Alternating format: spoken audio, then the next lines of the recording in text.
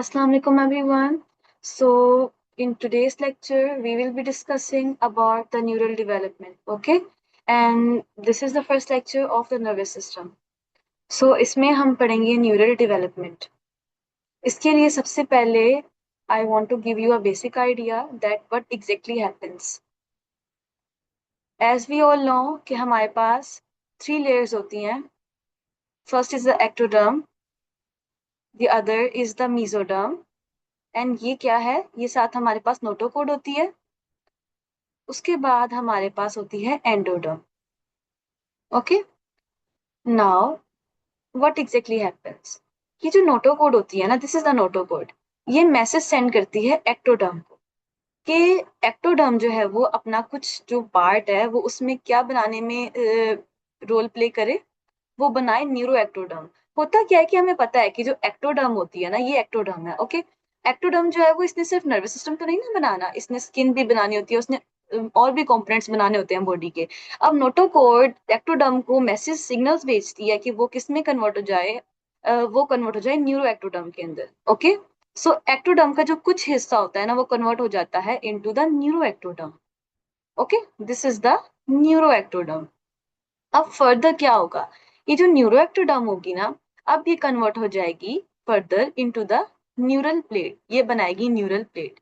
ये हमारे पास बन जाएगी न्यूरल प्लेट. ओके, अब ये जो न्यूरल प्लेट है ये इस तरह से तो नहीं बैठेगी, ये क्या करेगी फर्दर, ये फर्दर बनाएगी न्यूरल फोल्ड. ठीक है, ये देखिए ना, न्यूरल न्यूरल इसलिए क्या है, because we are talking about the nervous system. अब ये प्लेट थी, देखिए सीधी सी थी. अब जब जैसे ही ये एक फोल्ड बनाएगी, एक ग्रूव बनाएगी, तो अब इसका क्या नाम है, now we will call it a neural fold. ठीक है, ये क्या बन गया, this is the neural fold. अब ये जो फोल्ड होता है ना, ये इस तरीके से नहीं रहता.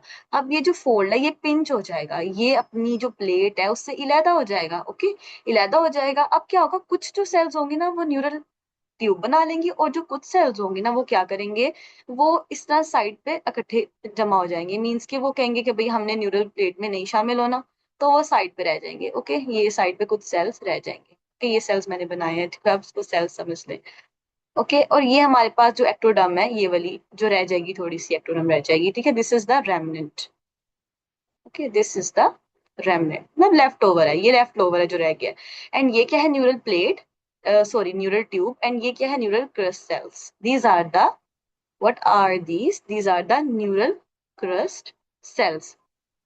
ओके, एंड ये है हमारे पास न्यूरल ट्यूब. अब फर्दर हम आगे पढ़ेंगे कि न्यूरल क्रस्ट सेल्स आगे से पेरिफेरल नर्वस सिस्टम बना रहे होते हैं, ये आगे से सेंट्रल नर्वस सिस्टम में रोल प्ले कर रहा होता है. ठीक है, तो ये चीजें हम आगे पढ़ते हैं. अब हम बुक से रीड एक दफा कर लेते हैं.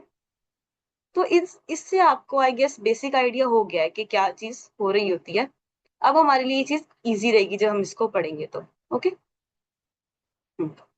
सो सबसे पहले उन्होंने यहाँ पर लिखा हुआ है कि notochord induces overlying ectoderm to differentiate into new ectoderm and form neural plate. ठीक है, यहाँ तक इजी है, जो मैंने अभी बताया भी था आपको कि नोटोकोड ने किसको मैसेज भेजा, एक्टोडर्म को, कि वो किसमें डिफरेंशिएट हो जाए, न्यूरो एक्टोडर्म. और उसके बाद फिर उसने क्या बना दी थी, एक प्लेट बना दी. फिर क्या हुआ, यहाँ पे इन्होंने एक एक्स्ट्रा पॉइंट लिखा हुआ है, इसको इसको आप क्या करो, इसको आप याद कर लो कि नोटोकोड जो है वो इसने आगे से क्या बनाना होता है, क्या बनाना होता है, nucleus pulposus of intervertebral disc. Okay, ये हम आगे इंटरवर्टिब्रल डिस्क वाला जब टॉपिक पढ़ेंगे रिमेटोलॉजी में, वहां पे आप पढ़ लोगे कि जो डिस्क होती हैं उसके बारे में हमारे पास न्यूक्लियस पल्पोसस होता है. ठीक है, उस पल्पोसस को कौन बना रहा होता है, इट इज मेड बाय, मतलब नोटोकॉडी बना रही होती है. ओके, ये एमसीक्यू के लिए आप याद कर लो. आगे उन्होंने लिखा हुआ है कि जो न्यूरल प्लेट है वो क्या करती है, neural plate gives rise to neural tube and neural crystals. आगे है हमारे पास neural plate gives rise to neural tube and neural crystals. Okay, ये भी हमने देख लिया था कि हमारे पास प्लेट थी, प्लेट जो थी वो बाद में फोल्ड बनी, फोल्ड बनने के बाद एक ट्यूब बन गई, और साइडों पर क्या थी, न्यूरल क्रिस्टल्स. आगे उन्होंने कहा है कि lateral walls of neural tube are divided into alar and basal plate.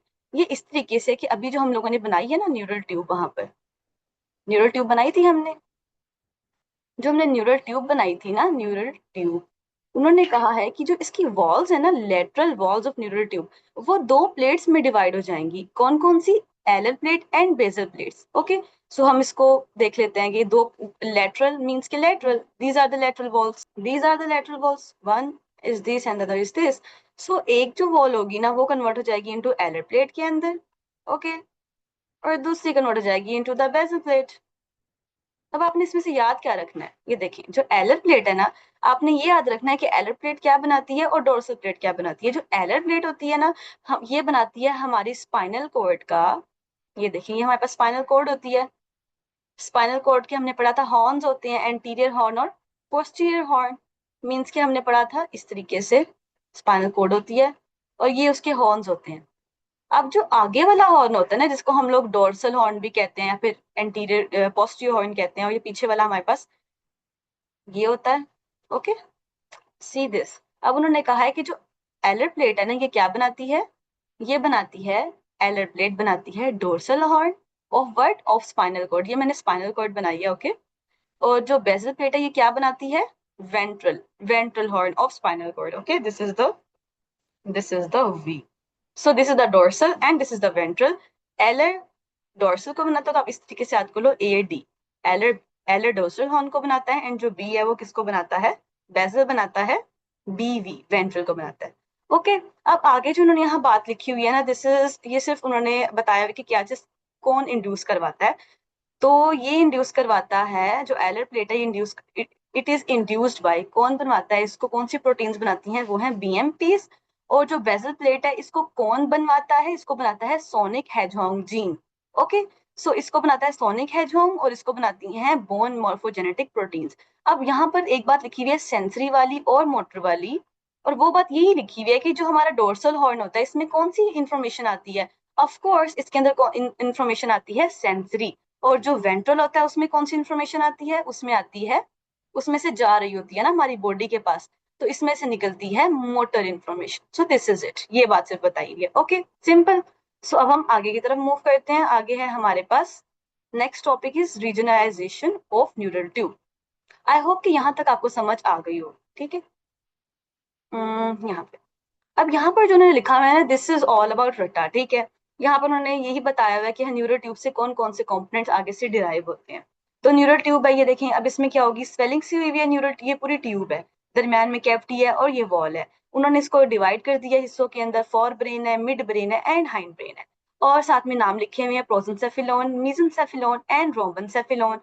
For जो हमारा फॉर ब्रेन है, प्रोजेंसेफिलोन, इससे दो हिस्से, दो चीजें बनती हैं, okay. One is telen and the second is dien. फिर हमारे पास midbrain is mesen and the third is these two components, meten and myelen. इसको आप इस तरीके से याद कर सकते हो, just for the sake of remembering. तो इसके लिए आप इसको याद कर सकते हो कि आप इसको देखो, आप इसको इस तरीके से याद कर सकते हो, टीलन से आप याद रखो टॉप, ओके, टॉप। तो जो सबसे टॉप वाला कंपोनेंट है वो क्या है, टीलन सेफिलॉन, ओके। इसको याद करने के लिए कह रही हूँ, इस तरीके से याद कर लो कि सबसे टॉप पे क्या है, टीलन सेफिलॉन। डाई से याद कर लो, die is two. So second number पे क्या आता था हमारा, डायनसेफिलोन। उसके बाद मिड से याद कर लो, एम से बनता है वो, ठीक है। नेक्स्ट इज ऑल अबाउट रटा, इसको अब आप, ओहो, इसको अब आप याद कर लेना, ठीक है, ओके।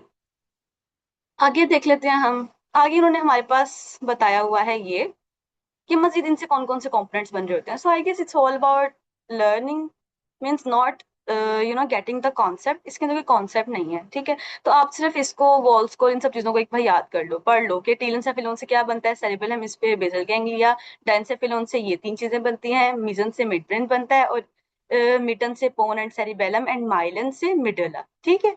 अच्छा, माइलन से ना आप इस तरीके से भी याद कर सकते हो कि जो माइलन है स्पाइनल कॉर्ड, राइट, माइल का मतलब होता है स्पाइनल कॉर्ड। तो जो चीज सबसे लास्ट पे आएगी, of course it is near to the spinal cord. So ये देखो, मिडला स्पाइनल कॉर्ड के सबसे करीब होता है, तो आप याद कर लो माइलन सेफिलॉन, ओके। उसके बाद फिर उन्होंने बताया हुआ कि जो कैविटीज हैं, these are this lateral, third, okay, फिर डक्ट। और जो वॉल्स हैं, they are making this cerebral hemisphere, basal ganglia, okay. So इसको याद करना है, याद कर लेना अच्छे तरीके से, okay. But still this is not very important, okay, MCQs के लिहाज से बहुत ज्यादा इंपॉर्टेंट नहीं है। आगे हम बढ़ते हैं, this is the last topic of this page, okay.